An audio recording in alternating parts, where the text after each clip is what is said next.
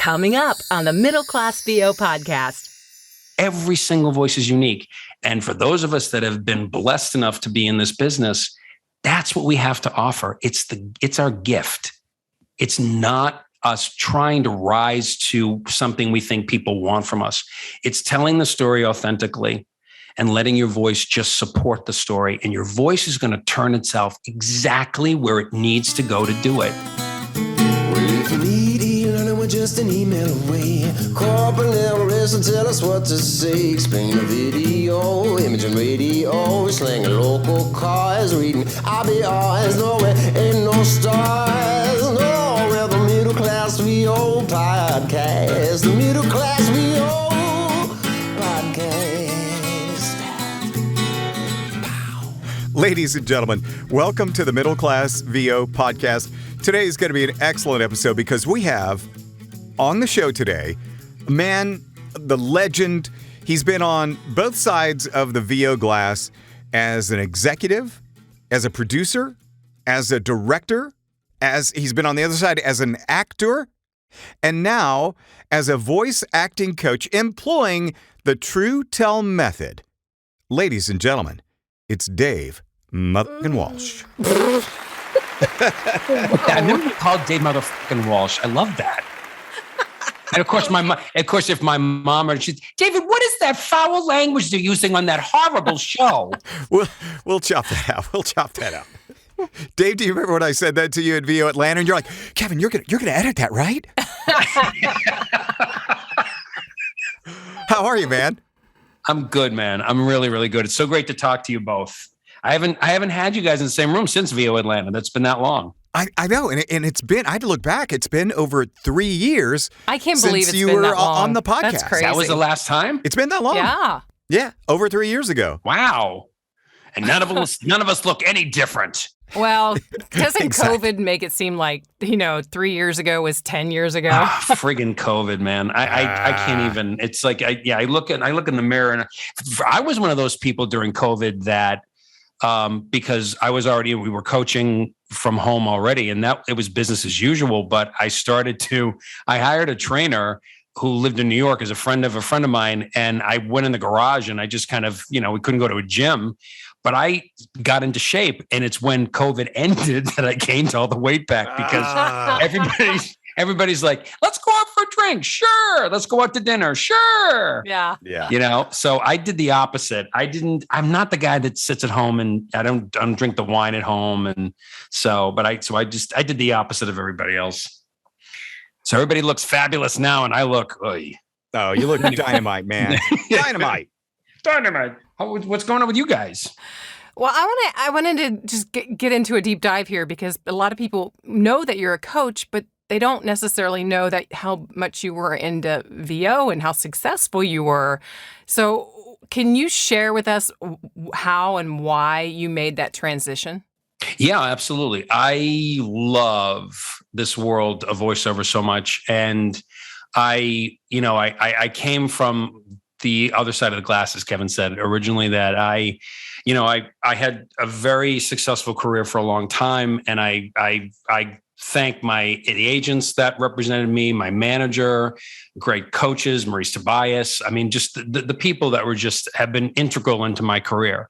And so at the height of my career, and the thing about it was when I coached so extensively with Maurice, that I coached in every area of voiceover. So it was promo and commercial and, narration. Narration's my love. A number of your listeners might know that if they coached with me, I mentioned that a lot.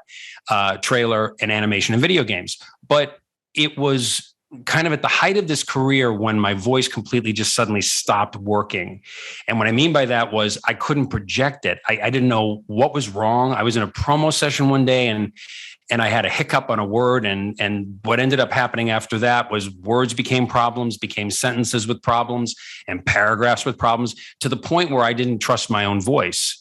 And you can imagine for all of us that our voice is everything, that if you can't trust your voice, that creates a sense of insecurity that you go into a spiral, And I eventually found out I had a disorder called spasmodic dysphonia, which is a medical term for the strangled voice syndrome. And it was caused, initially, the AMA diagnosed this particular disorder as a neurological disorder, that they said basically that my brain was sending involuntary signals to my vocal cords and causing them to spasm. Now, I doubted this diagnosis because it was so specific that you're telling me that my brain is sending signals just to my vocal cords, not to my throat, not to my lips, not to my cheeks, but only to my vocal cords. And I kind of went, what? And the only treatment for this disorder was putting Botox injections into the vocal cords.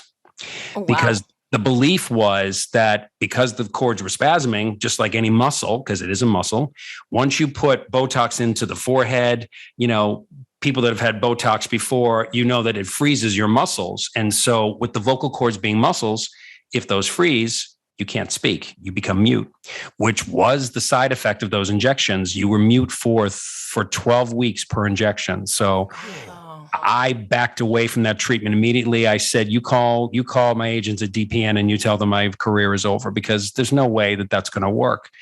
So I ended up having my speech pathologist, who is awesome, my ear, nose, and throat doctor. Found a doctor in West Los Angeles who was the only doctor in the world, you guys, who ironically treated this without Botox. His belief was that we all have what's called a vocal identity, and we walk the planet trying to be husbands, wives, fathers, mothers, brothers, sisters, whatever, parents, actors. We walk around with these personas that we augment our voice to fit into the different roles we play in life. And he said, your problem is that I was classically trained as a voice actor, but I put an added voice on top of it to be competitive, more competitive with the likes of Rena Romano, over the likes of Jim Tasker and Tom Kane and, Joe Cipriano, and who we love. It's being competitive with my friends, and it worked. But eventually my vocal cords gave out and I couldn't sustain it. So I had to go back and relearn how to speak. And as part of this therapy, other people who had the same disorder were coming from all over the world. I met people from Laos, people from South Africa, people from Scotland, people from Chile, and from wherever it was in the world. And what I noticed, you guys, was that this wasn't one actor's problem. This was a global communications problem, because not all these people were actors. They were executives, entrepreneurs, housewives, singers. They were from every walk of life. So it fascinated me as to why I had this particular disorder, and nobody could tell me where it came from. Bottom line was that I couldn't tell agents, I couldn't tell anyone I had this, because I figured it was career suicide.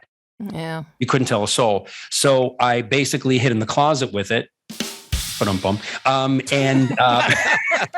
people are saying, what's he talking about? I started to coach actors, because the doctor actually took me on as his apprentice. And I worked with people with spasmodic dysphonia for 4 years. I would go to DPN for my auditions in the morning. I would go to whatever recording sessions I was still booking. And then I'd go to work with patients for 6 hours a day. And so I learned all the basic inner workings of the voice and how the psychology of the human consciousness works with the voice. And it was the most fascinating. I went back to school to learn how to speak again. And I started using this to coach actors. And I started to realize that actors were doing the same thing I was doing. They weren't doing it to the same extent. In other words, they weren't damaging their cords. But you and the two of you have worked with me, and we've been friends for a long time. I can tell in the first few syllables of a word if you're speaking inauthentically. It's a stupid, thing that it's that freakazoid ear that I have for some reason. And even the doctor, the speech pathologist I worked with, said it. He said, I've never heard anyone who has an ear like you, that I can hear when someone's speaking inauthentically. So I incorporated that into my coaching and named the program for this kind of coaching, the Truetell.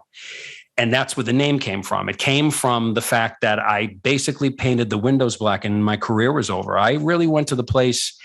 I've shared this with several people that I went to the dark place, you guys. It was bad. It was really psychologically bad, financially draining, and being on top of an incredible career only to have it slide into a vortex that you didn't feel was retrievable was really, really shitty. It was awful. So I make my life's purpose now, my professional purpose, in really helping people to find that core, that authenticity in how they talk, because it's how you feel when you're authentic. It feels so sweet. You guys know this, but when you've reached that zone, right? Yeah, when you're in the pocket.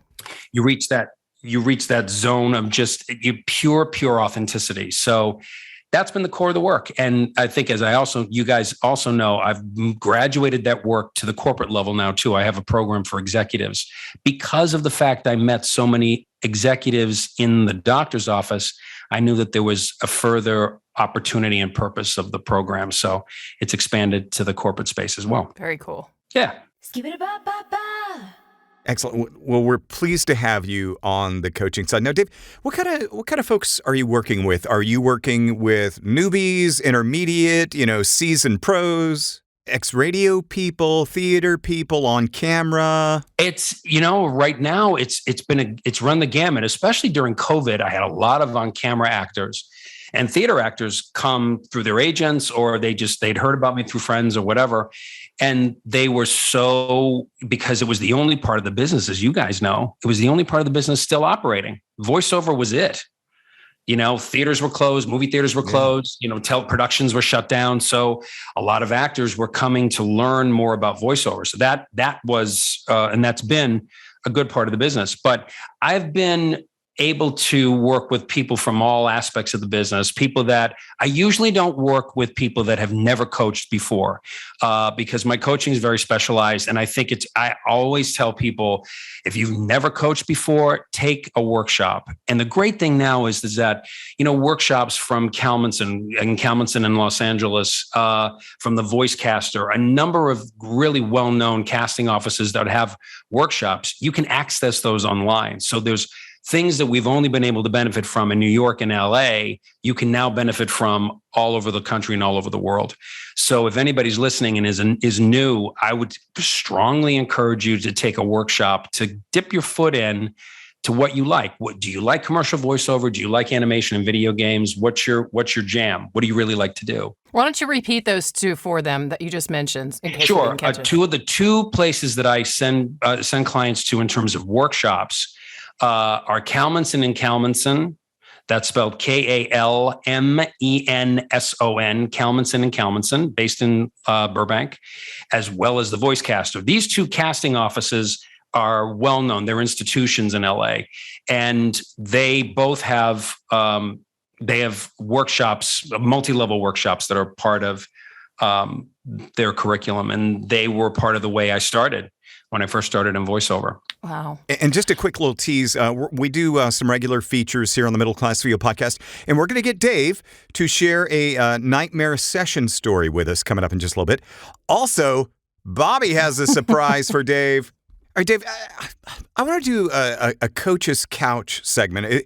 It's a little bit of therapy for us voiceover types. So what are we doing wrong in our auditioning process? How are we getting in our own way during an audition process? Great question. Coach's Couch. I think it's because we think as actors, it has to be perfect. That we think that it needs to sound the way we think the buyers, the agents, the producers want to hear it sound. And because it is a very audio-driven business, it's voice over, right? That we think it's supposed to sound perfection. And I tell people all the time, the object, I call it the game of voiceover. The object of the game of voiceover is that the person who is the most connected to the story wins the game. Mm. That is the absolute object of voiceover. It's not the person with the best voice. It's not the person that created the perfect articulated read. In fact, that can be the death knell to an audition, which we can get into later. But that's the thing, is it's the connection. Does it feel connected? And coming from my own dark place where I said, if I'm not my voice, then who am I? I say this to you, Kevin, and to you, Bobby, and I say it to everybody else. Every voice is unique. Every single voice is unique. And for those of us that have been blessed enough to be in this business, that's what we have to offer. It's our gift. It's not us trying to rise to something we think people want from us. It's telling the story authentically and letting your voice just support the story. And your voice is going to turn itself exactly where it needs to go to do it. And when we get in our own way, we're trying to step outside the read. You guys, we've all been there, right? Both of you. It's like you step outside and you're trying to control how it sounds. I need to sound more authoritative. I think the one killer word that people really don't know what to do with is the word gravitas. Yeah, I just had that this morning. Right? That's right. Did you really? Yeah, I did. Was this in an audition or was it? It's an audition. Yeah. Oh, Yeah. It's always there, Dave. It's always there. Well, let me ask. Let me turn the mic around. What do you both describe the definition of gravitas? What is it? I go with experienced, have been there and done it. I would say seriousness or some depth to it. Yeah, I would say experience and depth. In terms of it being serious, I think the experience of whatever, like what Kevin said, been there, done that, that experience causes the seriousness of the read, the depth, the richness of the experience. That's gravitas. And I think for guys think it's about grit and it's about rasp. It's about those things and a weathered voice. But it doesn't mean that at all. It means wise. Mm-hmm. It just means wise. And whatever iteration you think of that as, it's experience. It's a been there, done that attitude. Love it. Love it. Let's go back to something that you alluded to a minute ago. What is a death knell in an audition? Oh, a death knell in an audition is, I think one thing, it's going to sound really strange, is you don't need cans. If you use cans, now this is if you're not being patched to a producer or an agency for the audition, you do not need headphones. Because to me, that's like reading into a refractory mirror where there's like 600 images of you. It's you, hearing you, doing you, hearing you, doing you, hearing you over and over and over again. And it becomes a crutch and you get in your head all the time. The other thing is, the more important thing is, I think we jump into auditions way too fast. I think there is something to be said for the window that closes really quickly on pay-to-play sites, right? They take the first 50 voices. We all know this. And people say, well, I just jump in and it's a numbers game. I'm a staunch disbeliever in that. I'm very vocal about it, is that I don't believe that it's consistently just about a numbers game. Acting is a craft. It always has been, and it deserves respect. And voice acting is part of that craft. And it really pisses me off. I got to be honest with you. When people just think they can just rip and read, that's what the career has become. That's what the craft has become. It isn't that. When you connect to a story and you feel how it feels, it will sound that way to the buyer, because the buyer is buying your point of view. They're buying your opinion. They're not just buying your voice. So they want your opinion of something. They want the slant. They want the color. They want the deliciousness of it. Right. And I mean, I'm maybe just militant about it, but that's how I feel. I really think, and I think the people that have taken part in the Truetell method and other coaches that teach from that place of authenticity, that's what makes the difference in your reads. I agree. I find that when I dig a little bit deeper or spend a little more time on the audition. And by the way, I did stop using headphones years ago because they were getting in my way. I was focusing on how I sounded too much rather than letting the Truetell come out organically, I guess. But yeah, I do find that the more time you spend, the better my success in booking is. And what about you, Bobby? Oh, yeah. Definitely. I mean, when you feel it, especially if you can identify with the product, whatever it may be, something that you've done personally or something that you believe in, if you can just connect with it, you're just going to sound so much better and believable. That's what I love about getting those auditions. Yeah, absolutely. There's just a deliciousness in I call it the spine tingle read, when you are so in that moment and you just believe everything you're saying. It's just, there's a richness. You can't put a price tag on it, really. I think that's just such an incredible experience when you just are so in that zone, and you just need to celebrate that. And that's what I'm saying. That's one of the other pieces of the death knell in the booth, is when you don't feel that and you try to push through it. Yeah. And you I'm going to convince you that I love Coke. I'm going to convince you I love United Airlines. I'm going to convince you that I love Kia. It's the push like that it's going to sound that way. Your voice is going to do exactly what you want it to do. You want to sound pushed, it'll sound pushed. Mm-hmm. You want to sound connected, it'll sound connected. That's Scab-worthy. Let's flip over to voiceover trends. Obviously, it's still out there. The conversational read, the millennial read, diversity is still huge. Do you think these three and others are going to be sticking around for a while? Is the announcer read still relevant? What do you think's going on? I think, it's funny because during the Super Bowl, one of the key sponsors was Jersey Mike's. And the read is a traditional retail read. It was as traditionally retail as it possibly could be. So when it comes to certain fast foods, when it comes to certain reads, the announcer read is still alive and well. It's not gone. I think during COVID, it had to stop completely because it would be so out of place and so disrespectful. It couldn't be there.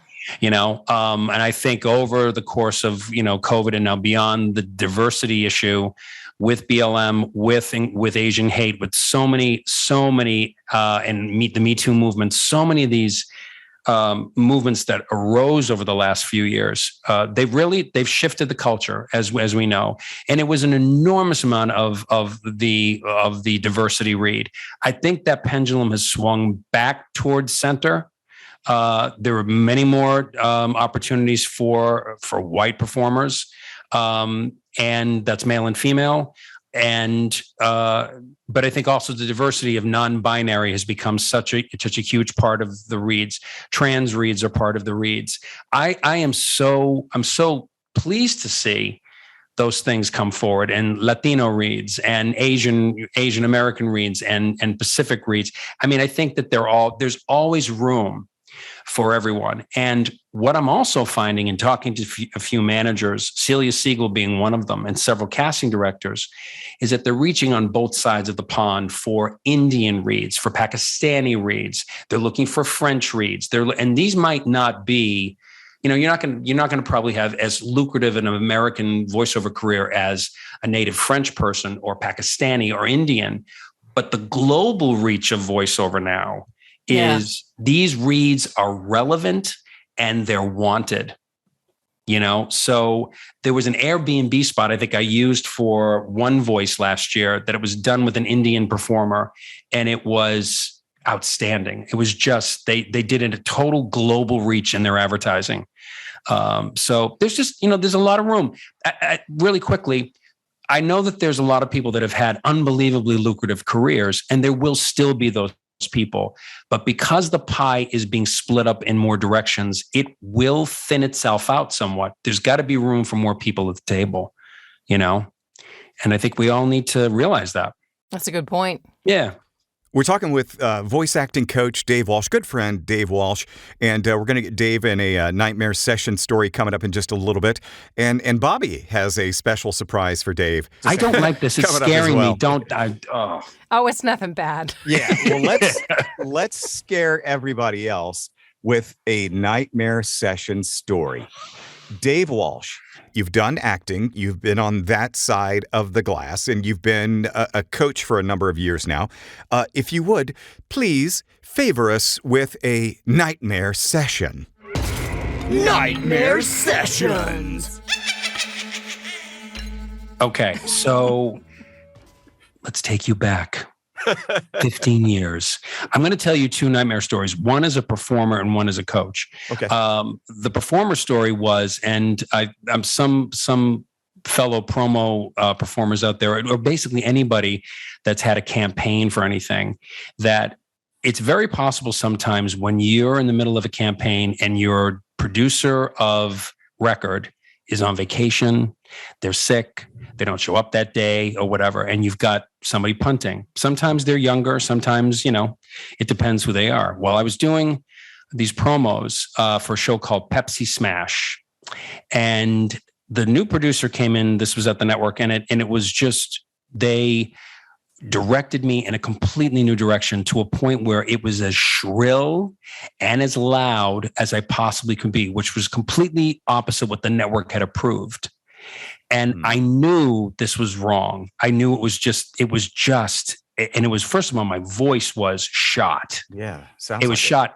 And we read it to picture, and they put it up against production. And I'm going to myself, how the hell is this going to play? Yeah. And all I kept thinking was calling my manager, Debbie Cope, when I left the session, going, they're going to fire my ass because I'm at the mercy of this producer who kept saying, no, I want it bigger. I want it bigger. I want it bigger. And finally, once I got out of the session, I called Debbie right away. It was a nighttime session. It was probably around 7:30 at night. And I said, Deb, I need you to call and it was David Zachariah, who's now over at Reel's channel. David's in Albuquerque, New Mexico, but David was an incredible support for me at the network of the WB. And I said to Debbie, you have to call David, because I need him to know that this, I'm not trying to, rat on the producer, but this is my job. This producer was subbing, and I'm like, I can't lose my job over this. So it was probably one of the most terrifying experiences, because you have no control. And this is why you want to make sure that you have a good relationship with your agents and your managers. If you're in these kinds of worlds, that you need to know that, yes, you're at the mercy of the client because they're paying your way, but your campaign, it's your own baby, and you want to protect it as much as you can. So if you know that something's wrong, I guarantee you something is. So it's always good to check in with your reps or the producers themselves if there's a problem like that, because I have to tell you, that was, and bottom line in the story was, we came back and they redirected it 2 days later, that they took it back to the original place. And not just because I said something, I guarantee it was because when David and the other powers that be heard it, it didn't work. It wasn't the brand. What the hell is this crap? What is this? So there's that. The coaching nightmare. I told this to Kevin yesterday. We just had a quick chat, and I said, I've only fired 2 clients in my entire 14 years of coaching. And one of the clients was just refusing to just take my notes, and just kept saying that they really understood. They knew what they were doing. They really didn't need the notes, that I was being too picky. I was being too this and that. And it just... That's your job. It's a very simple nightmare story, but it's the thing where you don't want to fire a client because you don't. You want to help them. You don't want that to be... and you don't want that on the street. You don't want to be totally blunt and transparent. You don't want people starting to say, Dave Walsh fires people. Dave Walsh did this or whatever. So you're protecting your reputation. But this particular person was so incredibly disrespectful, and I think was just incredibly rigid and completely inflexible. And I said, I just don't think that this is, I think that you clearly don't want to be coached. And, I ended up firing the client, because it was that. And it's, because and you guys both have sent clients to me, and I'm incredibly appreciative. And anyone who has sent any referenced any people to me, I think for all of us coaches, I can speak for everybody, that's the best possible promotion you can have. That when other actors trust you with their careers, because that's what we do, is where it's a relationship. I take it incredibly seriously. It's your own career. And I pride myself on being a strategist as well as a coach. I like to strategize with my clients about, the next demo, the next kind of course of action, what is another area they want to pursue, marketing, that kind of thing. I always send them to Mark Scott and to Ann Ganguza and, the people who are the pros at that. But that was kind of the nightmare for me, was just needing to let somebody go. It really wasn't about the session itself. It was just the relationship that was just toxic. Yeah, well, it sounds like they were resistant to change. Yeah, absolutely. Absolutely. You're probably not the only person that they had that issue. Well, probably. And I didn't want to waste their money. I didn't want to do that. That's not cool. So that's that. So you've been talking about being a coach, but you are also now a demo producer. Are you doing just certain genres, or are you kind of wide open on what you know? I do the genres that I coach in. So I coach in commercial and promo and broadcast narration, corporate, political, e-learning. It's funny because some people only know of me as a commercial coach, which I think is interesting because I've never promoted myself that way. But there are some people that think that I only coach commercial.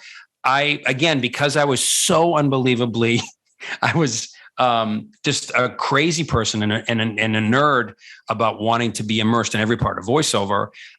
All these areas that I'm coaching in, I just immersed myself in for years, working as a working actor, but also auditioning and coaching in those areas as well. Mm-hmm. So the areas I don't coach in, I don't do video games and animation, I don't do radio imaging, and I don't do audiobooks. Those areas I send to the best of the best. Those are not my forte at all. Have you turned down clients who wanted to do a demo because they weren't ready? Yes. I will tell clients that they're just not in a position where they're ready to do it. I said, because here's the deal. You can do the demo. It's like in a laboratory, right? We can make a demo sound amazing, but if you can't duplicate that cold read, whether off a pay to play or your agent's audition or whomever, then the demo's worthless. Yeah. I think people sometimes want to rush to the demo and just kind of, I need a new demo. Well, let's hear your reads first.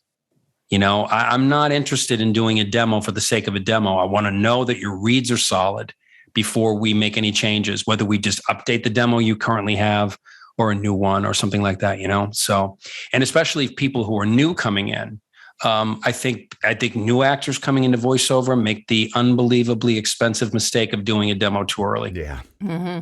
Way too early. They want to do it after 6 weeks of coaching. I'm saying, really? I'm sorry. I don't think anybody, unless you're a wunderkind, that's just the most incredible, like that person that just has perfect pitch. I don't think anybody's ready to do a demo after 6 weeks. Yeah. Yeah.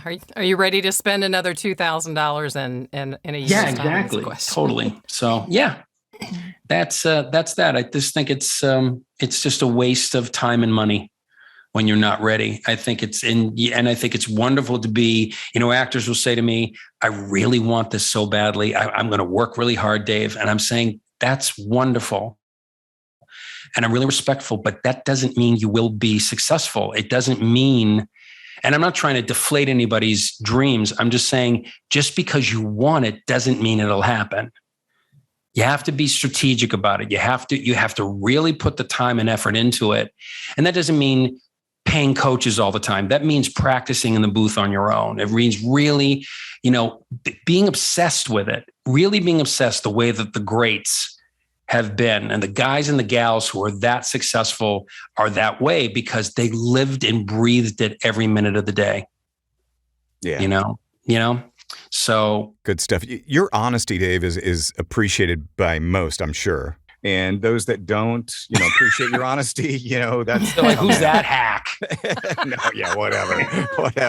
And Dave, before we let you go, here we go. Bobby's got a special surprise for you. Oh, Okay. God. So on Facebook, Dave is known to a lot of us as throwing out the American Top 40 quizzes every once in a while. Okay, gang. Hi, gang. How about a new quizzer for you? And I love them. It's time to flip the script. Yeah. Oh, man. Yeah, we're turning the tables. So I had 3 different questions that I want to ask, but I'm going to let you just do one. You pick door number 1, door number 2, or door number 3. Okay. I'm going to pick door number, I'm going to pick door number 3. All right. Okay, there are 2 artists in the same year, 1963, that are the youngest artists to ever hit number 1 on the Billboard charts. Name Okay. a male and a 63? female. It's a male and a female. I will say number 1 for male is Wayne Newton. Nah. Hold on. Wait. Hold on. It's not Paul Anka. Don't you look it up, Dave. I'm not looking up anything. Wait, hold on, Hudson. Hold on. All right, let's go for the female. The female, 1963, the youngest female. She was 15. She was 15. It wasn't Debbie Reynolds with Tammy. She was too old. Can I guess? Go ahead, guess. Go ahead. Is it Brenda Lee? No, it's not. That would have been a good guess, though. All right. 1963 male. How old was the male? How old was he? He was 13. Oh, Stevie Wonder. Yay! That's what I was going to say. Stevie Wonder was one, and then the female. 1563. I will follow him. Oh, Is that Petula that's Clark? not Leslie Gore. That's not Leslie Gore. You guys are funny. Oh, I don't know. Little Peggy March. Oh, wow. God, well, I know the song, but I know just the song too. I will. Oh, I have a question for you. I'll give you one this, and I'm actually going to do this live. I was going to post it today. Okay. What was the Grateful Dead's first top 10 single? I hate the Grateful Dead. Trucking. No.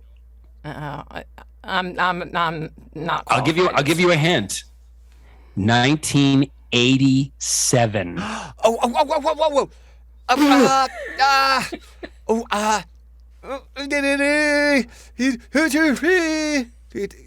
Summer Gray. No, it's it's kind of like a color. In the dark. In the dark. Okay. 1987. And by the way, it wasn't their first number one. It was their only number one. I can believe that. Excuse me. Their only top 10 single. Their only top 10 single of all time. A Touch of Gray.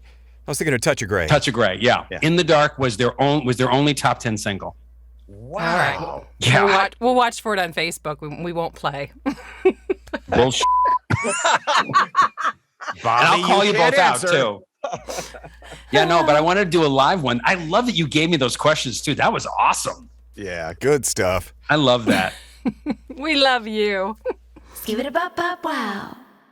So if anybody wants to coach with Dave Walsh, Dave, what are the prerequisites for coaching with you? I think, again, as I said, if you've taken a workshop, you've only taken one, that's fine. But I want you to have at least somewhat of a feel for voiceover. And obviously, if anybody, whoops. Oh, just put that anywhere. That's all. Just put that anywhere. Just throw it down. If anybody wants to at least, have a consult and have a conversation and chat, that's always, I also offer some, a brief few minute consults. But yeah, I would say somebody who, has at least dipped their foot in. And it's not just somebody who comes in and says, people have said I had a good voice. I know.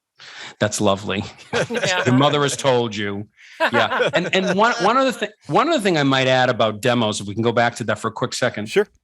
I would advise people, once they've finished their demo and they've gotten it back from their coach, from their producer, please do not play it for family. You can play it for family, but please do not ask for feedback from people that are not in the industry. Play it for fellow actors, play it for producers, play it for agents, but please do not get feedback from friends and family who are not in the business, because their secondary opinions are nice, but that's not what you need when it comes to reviewing your demos. Excellent. Just my thought. And one other quick thing. Do you do audition directing for folks? I do audition directing for folks when I have availability. Right now, it's been kind of catch can when the schedule has allowed it. But yes, I do that when there's an opening for that, which, a lot of times last minute, and I know people have a lot of those kind of last minute auditions. If I have it available, I will absolutely make myself available to do that. Excellent. And where can they contact you? They can contact me through the website, which is Walsh, WAL as in Larry, S as in Sam H, voiceovercoaching.com. And my email, which is Dave@WalshVoiceovercoaching.com. Dave, also on WalshVoiceoverCoaching.com, I happen to notice that you have some limited edition T-shirts for sale. I have to know, are you the male model in said T-shirts? Yes. Because you got the face cut off, and I was like, that looks like Dave. I was going to say it's my headless, grinder pick, but no, I won't say that. Or Tinder pick. It's not that's not what that is. Busted. I just loved your response. It was like you kind of bowed your head and your shoulders went down. Yes, it is mine. Yes. Yeah. Oh, yes. Dave, so great to catch up with you, man. You too, Always buddy. fun. Both of you. I love it. I just love hanging with you guys and I want to say to everybody that these two, when we went to VO Atlanta in March, and I don't think I ever said this to both of you, is that they had their own seminar, which was really outstanding. I think that they had a Q&A with the audience and really had a very powerful just share with people in terms of all the areas of voiceover that are available. And when I was standing in the audience, because it was standing room only, you guys talked about so many areas of voiceover. You talked about IVR, you talked about AI, you talked about e-learning, you talked about so many areas where I felt it was so important that people come to a conference like VO Atlanta or One Voice, where they get introduced to these kinds of opportunities where I think some of the larger agencies in the larger cities, they don't have exposure to these things. They don't know about as much of this opportunity as where you guys started and what you've brought to the industry with the podcast and, just your own experience as actors and working in the radio industry. I think you're the perfect example of that middle-class voiceover that came up and really punched a hole through it and live in that world. I think it's fantastic. Well, thank you. You're welcome. You're welcome. And we look forward to seeing you again, friend. I'll have some more. Trivia. We'll be there. Bobby, you couldn't wait to do that. I know you couldn't wait to just try and get me back. Dave Walsh, thank you so much. Thank you so much, everybody. Oh, we're the Middle Class VO Podcast. Middle Class